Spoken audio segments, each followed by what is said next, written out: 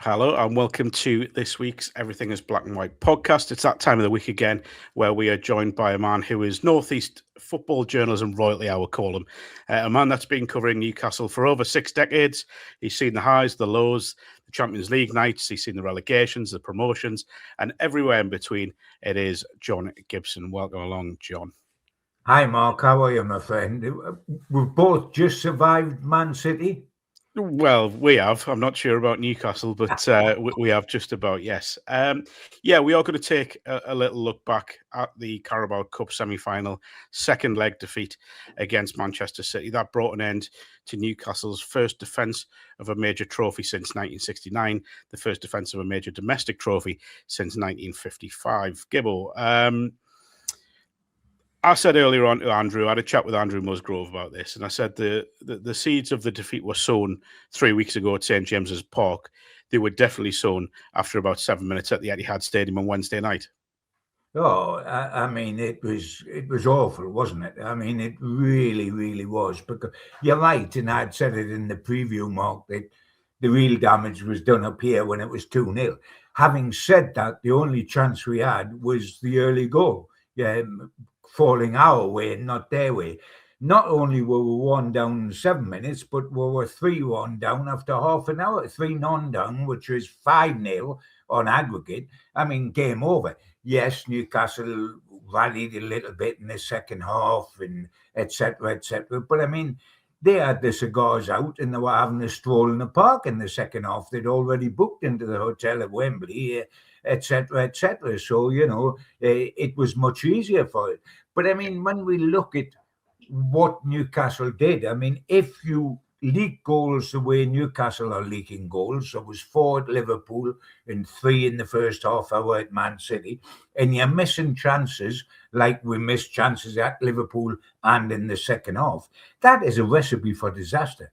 That is really a recipe for disaster. And the situation right now is what I feared for an awful long time when we didn't take advantage, Mark, of having 6 games out of 7 at home. When we didn't take advantage of that and we lost at home to Aston Villa and we lost at home to Man City in the Cup, I said, when we get to 7 games out of 8 away, we're really going to feel the pinch because we didn't. It's no good us moaning now, well, Eddie moaning, oh, well, we've got this talk. Can we believe all these away games? Yeah, Eddie, because we had all the home games and we didn't cash in on them. So now we're paying a major price. And the worrying thing is that this is the first brick that's been knocked out of the wall. We're no longer in the Carabo Cup.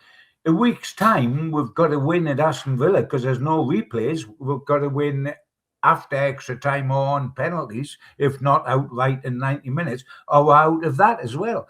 And the way the league's going, we're in the bottom half of the league, we're 11th, our season could implode in the next week. Is that you ruling out Newcastle win the Champions League this year, John? Well, I did consider that we could win the championship sometime after 2030, after we've won the Premier League title. Yeah. I mean, looking at one of the things that concerns me at the moment is Newcastle tend to concede goals in clusters. So when they do concede, it feels at the moment as if they concede within 10 minutes and, the game gets away from them too quickly. What would you put that down to? Is it confidence? Is it mentality? I think first and foremost, we're not the team we were, and we've been kidding ourselves for a long time that we are the team we were last season. We haven't got a centre forward, which we did have last season. The defence is a year older, and by Jove, on people like Trippier, doesn't it show? And the midfield is not dominant as it was last season when we had Bruno, Tonali and Joe Linton in their pomp, absolutely bullying the Premier League champions, Liverpool, at Wembley. We haven't got that domination in there. We're not as good as we used to be. We've taken backward steps. We've had a very poor summer in the transfer market. None of those players have totally justified it yet. That was just a little glimpse of Elanga. It's not a £55 million player. Yeah. Howe, unfortunately, has run himself into the ground. He's petrol tank's empty, and he looks very, very vulnerable and is very, very vulnerable now. So Ramsey, Ramsdale, Wissa, Voldemort, nobody from last summer has stepped up to the plate and made us better. So with them in the side, it's automatic that we're going to be slightly worse. And we are worse. And then confidence comes into play. We lack pace at the back. Who's quick? I mean, Boston isn't quick. No. Byrne is sensationally not quick. Trippier is running in treacle. I mean, there's only poor old Hall who is really manfully doing magnificent, and his enthusiasm still bubbling over. It must be youth, etc. It's wonderful. He's going on these runs and ploughing forward, and he had to be rested in the second half because he's the only player we've got at the moment. But we're in disarray at the back. We're losing pace. People are a year older. They're all on the wrong side of 30, and we, in our wisdom, because we were keeping our powder dry, we did nothing about the defence, which hasn't got Livramento in it now, and that's huge.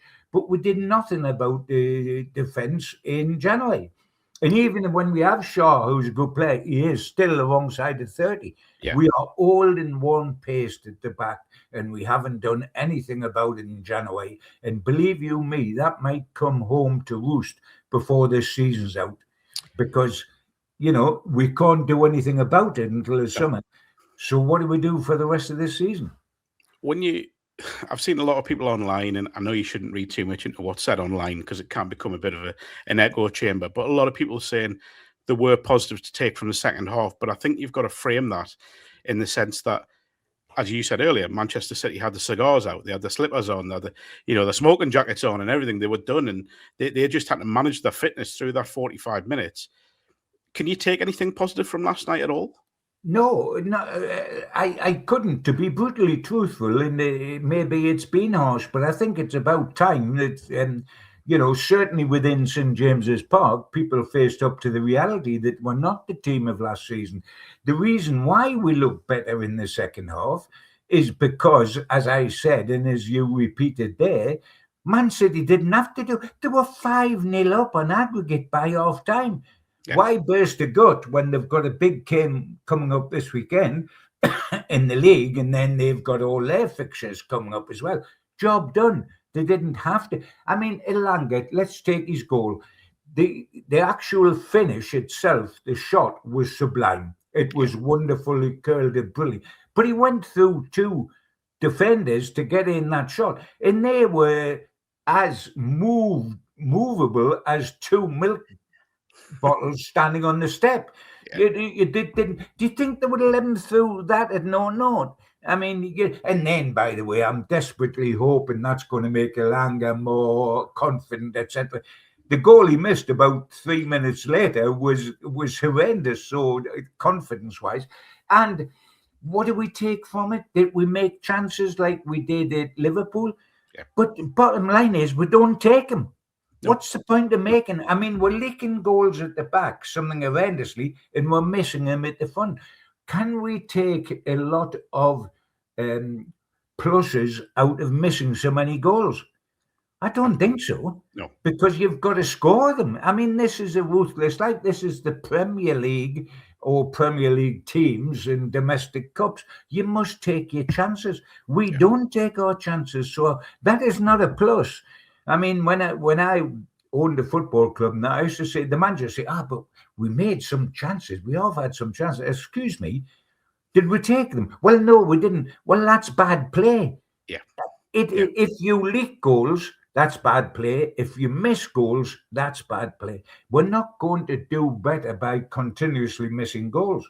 No. I'm going to take you to post-match here with Eddie Howe, where he said, I was really annoyed with the first half display because we'll pride ourselves on being really organised, and tactically we want to be able to handle any problem the opposition gives us. But that first half, I don't think we were good enough. Our duels were off. That gives us huge problems. We didn't defend well at all. That feels to me like the first time Eddie has really had to go publicly at the players. Is that a concern? Yeah, and I mean, if you just take those quotes at face value, and believe you me, he studies everything before he makes quotes. He's very conservative normally in that. It doesn't sound as if he's got a lot of hope taken out of the match. Like, we're desperately trying to grasp straws in the wind, and I can understand why we're doing that, because we care about the club, we care about our team, we want them to be successful, but we must also face facts. And Eddie, in those quotes, for me, is facing facts publicly for the first time. I think he faces them privately, but he's even admitting in public there. And I mean, I saw Eddie interviewed just before the kickoff, and he said what he always says: the start's important. Well, if the start's important, we were 3 down in half an hour. I mean, we and people say, well, we used 5 at the back, which was successful in Paris, but this was a different, because in front of the 5 we set up differently. We didn't play a winger wide and try to work that. We had 2 up front in Voldemare and Gordon, and then that left the midfield was short. Our midfield was short, and it was overrun. Then we're getting the 2 centre backs start stepping into midfield. Well, I mean, the way they pass the ball and the quickness and the one-touch football, I mean, it was like a hot knife through butter. It would do, and it was only when the job was absolutely done that we began to look good. And when we did, we didn't make it pay. I mean, some of the misses, the longer one I've mentioned in Wissa, almost immediately at the start of the second half. I mean, his confidence is so low, it's unbelievable, isn't it? Yeah, absolutely. And he had that one at the far post as well when Alanga's put it across goal. And look, we've seen that's right. And he was sliding in. And we've seen enough strikers at Newcastle, Yashiras, you've seen obviously Supermark and players like that. Proper strikers are there and ready on the, they're not on the heels, they're on their toes and putting it in.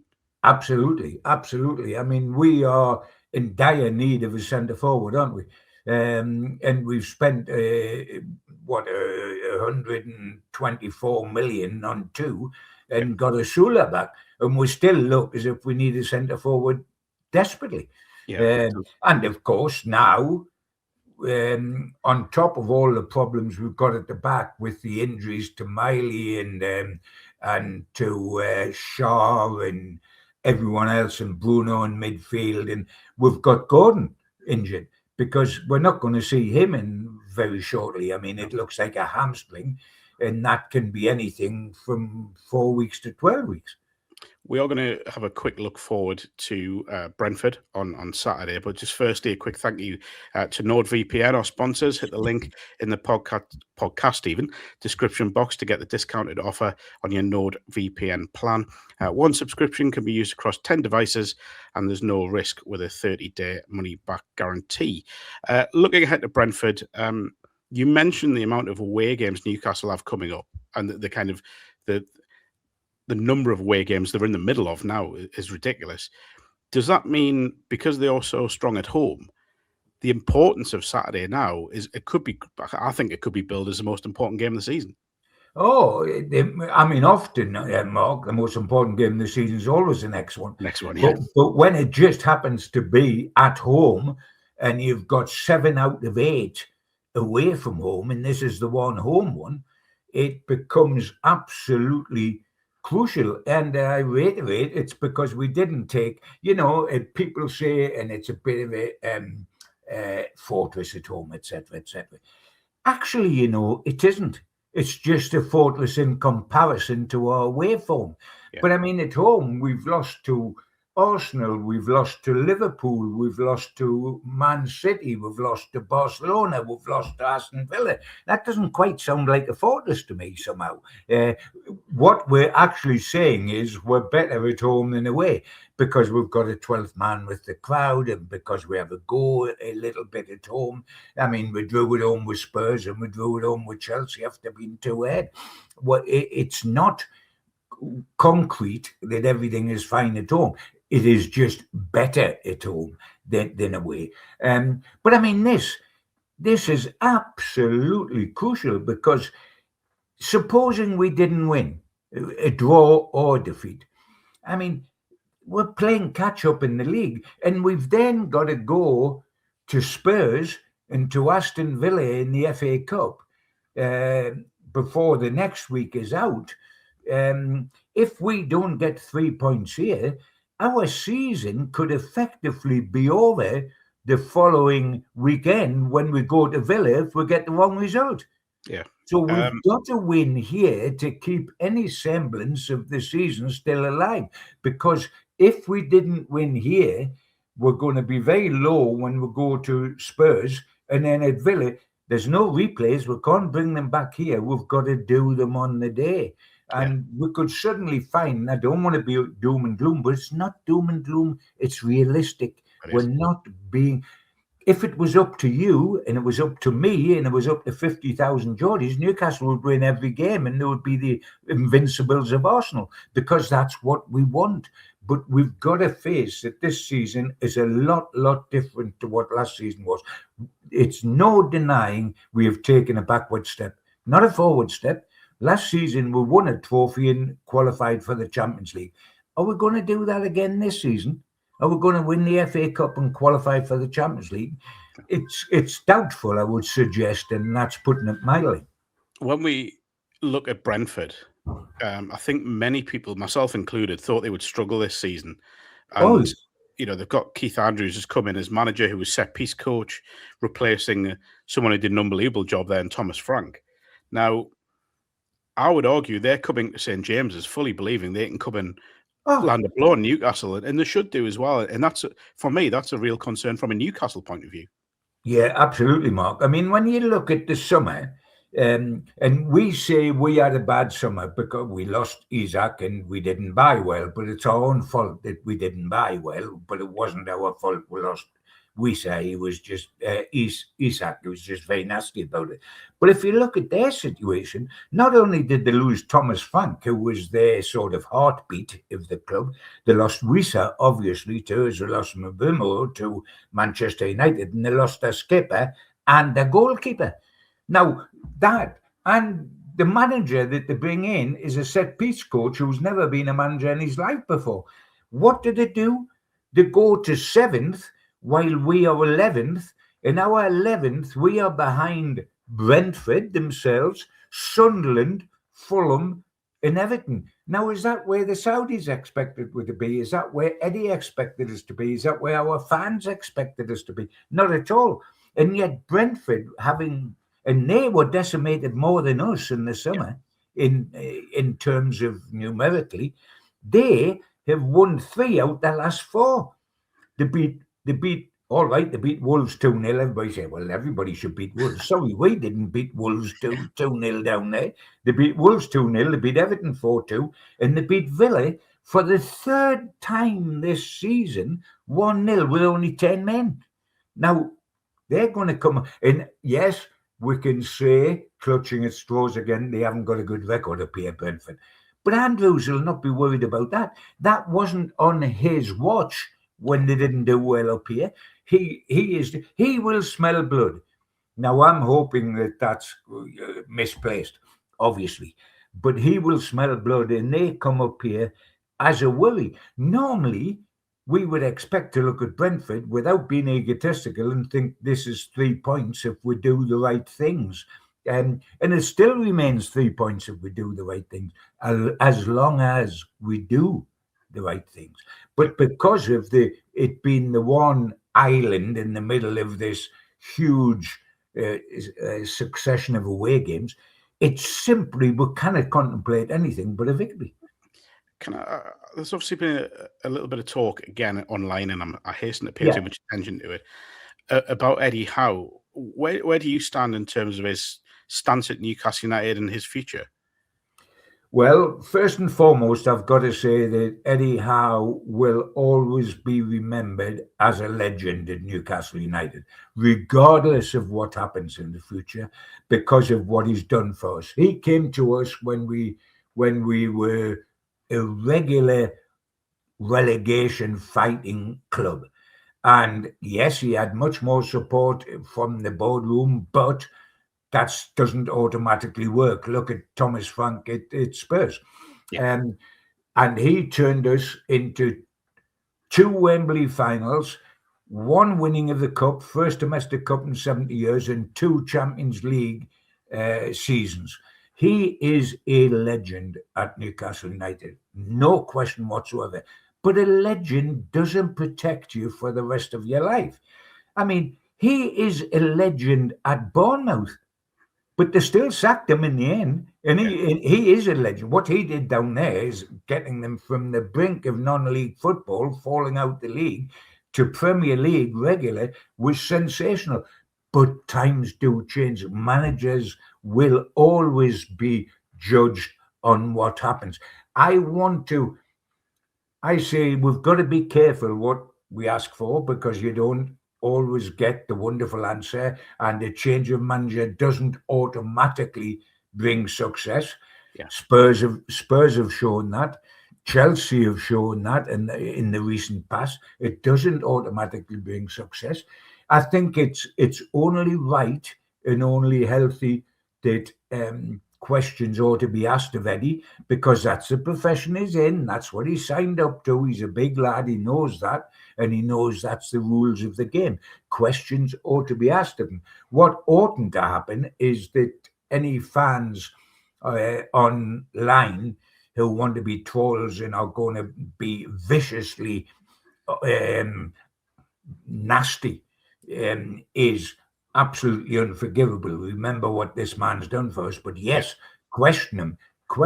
You've got a right to question him. I question him sometimes on his tactics. I question him if he is fronting our transfer policy. And I know these days with a director of football, which we didn't have in the summer, incidentally, etc., you're not on your own in buying. But he has admitted he's got the final say. Yes, somebody comes in, yes, not. So he gets heaps of praise for the way we used to do our business, from Trippier and Bruno right away through to Isaac and Anthony Gordon and whatever.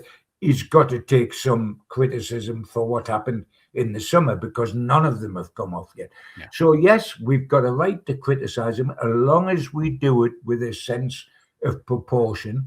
But whatever happens, we will be grateful to him, immensely so, and ought to be, for what he's given us. Just one last one.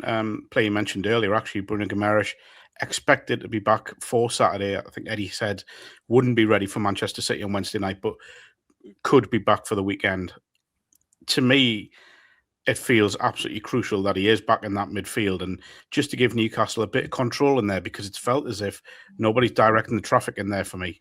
Well, absolutely, Mark. I mean, when you see, we've got the 2 Brazilians out, him and Big Joe.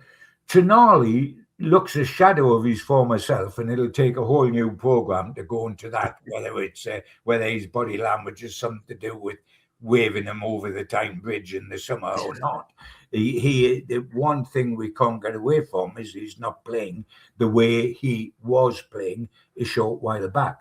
So that means the midfield has been totally and utterly decimated, without a shadow of doubt. And I mean, we need Bruno back for 600 reasons. The main one being he's a good player. He's the heartbeat of the team. He cares in the way the fans care. He's passionate. He wants to drive people on. He can pick a forward pass beautifully, where sometimes we go sideways. And he's also the lucky mascot. We don't win without him. I mean, good gracious, when a mascot goes out holding the captain's hand, he can be both of them. He can be the captain and the mascot, because we don't win when he's not there. We need him back big time. But don't let anybody think just him coming back solves our problems. It's a team game. He's one person in a team of 11. The problems will not be solved against Brentford just by him coming back, but by Jove, he's necessary. I mean, I want to see Miley be fit for Saturday as well, because we need some buddies, and he's a good young player, and it's just a matter if he's fit where he plays, midfield or right back. But we need so much help that it's untrue. But Bruno, do we? Prayer mat must be out, and I tell you, the prayer mat will be out with Eddie.